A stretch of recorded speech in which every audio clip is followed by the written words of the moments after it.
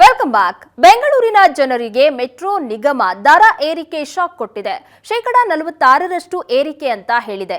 ಆದರೆ ಅಸಲಿಗೆ rate hike ಆಗಿರೋದು ಸರಾಸರಿ 100%. ಮೆಟ್ರೋ ದರ ಹೆಚ್ಚಳಿದ ಅಸಲಿಯತ್ತು ಇಲ್ಲಿದೆ ನೋಡಿ.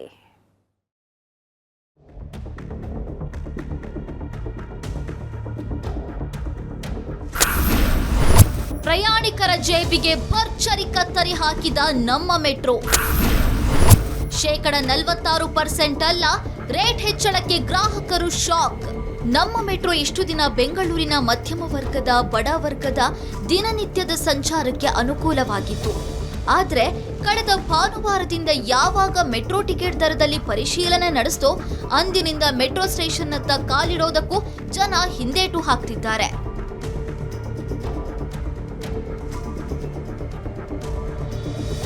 ಮೆಟ್ರೋ ನಿಗಮ 46% ದರ ಹೆಚ್ಚಳ ಎಂದಿದೆ. ಆದರೆ ವಾಸ್ತವದಲ್ಲಿ ಜನರ ಜೇಬಿಗೆ ಅದಕ್ಕಿಂತಲೂ ಹೆಚ್ಚಿನ ಹೊರೆ ಬಿದ್ದಿದೆ. ರಾಜಾಜಿನಗರದಿಂದ ಲಾಲ್ಬಾಗ್ ನಿಲ್ದಾಣಕ್ಕೆ ಪ್ರಯಾಣಕ್ಕೆ ಈ ಹಿಂದೆ 23.75 ರೂಪಾಯಿ ಇತ್ತು. ಆದರೆ ದರ ಪರಿಷ್ಕರಣೆಯ ಬಳಿಕ 50 ರೂಪಾಯಿಗೆ ಏರಿಕೆಯಾಗಿದೆ. ಬರೋಬ್ಬರಿ 27.25 ರೂಪಾಯಿ ಏರಿಕೆಯಾಗಿದೆ. ಇನ್ನು ಪೀಣ್ಯದಿಂದ ಸೆಂಟ್ರಲ್ ಕಾಲೇಜಿನವರೆಗೆ ಪ್ರಯಾಣಕ್ಕೆ ಈ ಹಿಂದೆ 29 ರೂಪಾಯಿ ಇತ್ತು. ಇದೀಗ ಬರೋಬ್ಬರಿ 60 ರೂಪಾಯಿ ಆಗಿದ್ದು 31 ರೂಪಾಯಿ ಏರಿಕೆಯಾಗಿದೆ. ಇನ್ನು ಗರುಡಾಚಾರ್ ಪಾಳ್ಯದಿಂದ ಎಂಜಿ ರೋಡ್ ವರೆಗಿನ ಪ್ರಯಾಣಕ್ಕೆ ಈ ಹಿಂದೆ 28.5 ರೂಪಾಯಿ ಇತ್ತು. ದರ ಪರಿಷ್ಕರಣೆಯ ಬಳಿಕ ಬರೋಬ್ಬರಿ 60 ರೂಪಾಯಿಗೆ ಏರಿಕೆಯಾಗಿದೆ. ಅಂದ್ರೆ 31.5 ರೂಪಾಯಿ ಹೆಚ್ಚಳವಾದಂತಾಗಿದೆ. ಇನ್ನು ಮೈಸೂರು ರೋಡ್ನಿಂದ ಇಂದಿರಾನಗರದವರೆಗೆ ಈ ಹಿಂದೆ 38 ರೂಪಾಯಿ ಇತ್ತು. ಆದ್ರೆ ಇದೀಗ 70 ರೂಪಾಯಿಗೆ ಏರಿಕೆಯಾಗಿದ್ದು ಬರೋಬ್ಬರಿ 32 ರೂಪಾಯಿ ಹೆಚ್ಚಳವಾಗಿದೆ. ಮೆಟ್ರೋ ದರ ಏರಿಕೆ ಬೆನ್ನಲ್ಲೇ ಪ್ರಯಾಣಿಕರ ಸಂಖ್ಯೆ ಇಳಿಮುಖ. ಮೆಟ್ರೋ ಪ್ರಯಾಣ ದರ ಏರಿಕೆಗೆ ಬೆಂಗಳೂರಿನ ಜನತೆ ಬೆಚ್ಚಿ ಬಿದ್ದಿದೆ. ದರ ಏರಿಕೆ ಬೆನ್ನಲ್ಲೇ ಮೆಟ್ರೋ ಪ್ರಯಾಣಿಕರ ಸಂಖ್ಯೆಯಲ್ಲಿ ಇಳಿಮುಖವಾಗಿದ್ದು ಕಳೆದ 3 ದಿನದಲ್ಲಿ ಸುಮಾರು 1 ಲಕ್ಷ ಪ್ರಯಾಣಿಕರ ಸಂಖ್ಯೆ ಕುಸಿತ ಕಂಡಿದೆ.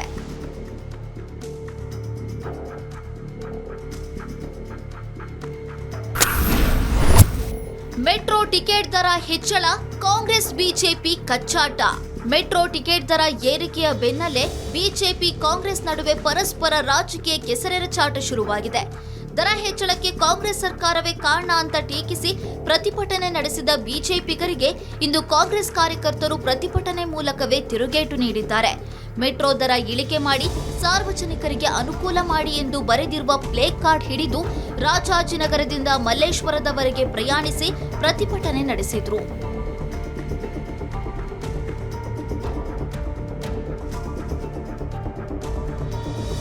ದರ ಏರಿಕೆ ಮಾಡಿರೋರು ಕೇಂದ್ರ ಸರ್ಕಾರದವರು, ಇಲ್ಲಿ ಹೋರಾಟ ಮಾಡ್ತಿರೋದು ಬಂದು ರಾಜ್ಯ ಸರ್ಕಾರದ ವಿರುದ್ಧ.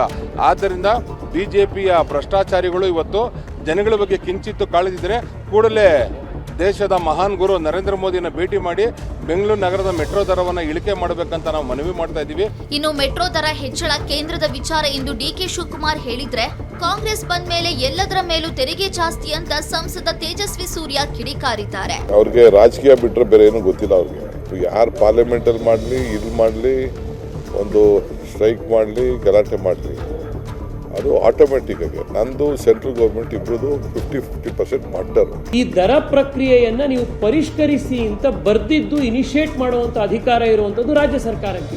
ಸುಮಾರು 2 ತಿಂಗಳ ಹಿಂದೆ ಕೇಂದ್ರ ಸರ್ಕಾರಕ್ಕೆ ಈ ದರ ಪರಿಷ್ಕರಣೆ ಮಾಡಿ ಅಂತ ಪತ್ರ ಬರೆದಿದ್ದೇನೆ ರಾಜ್ಯ ಸರ್ಕಾರದ ತಾಕೀತಿನ ಆಧಾರದ ಮೇಲೆ.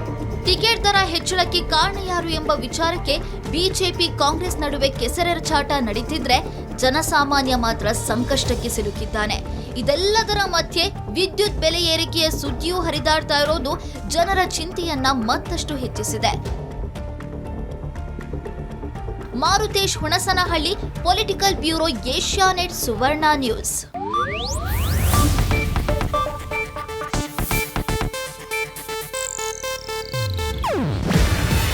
ಇದು ಏಷ್ಯಾನೆಟ್ ನ್ಯೂಸ್ ನೆಟ್ವರ್ಕ್ ಪ್ರಸ್ತುತಿ. ನೀವು ನೋಡ್ತಿದ್ದೀರಾ ಏಷ್ಯಾನೆಟ್ ಸುವರ್ಣ ನ್ಯೂಸ್.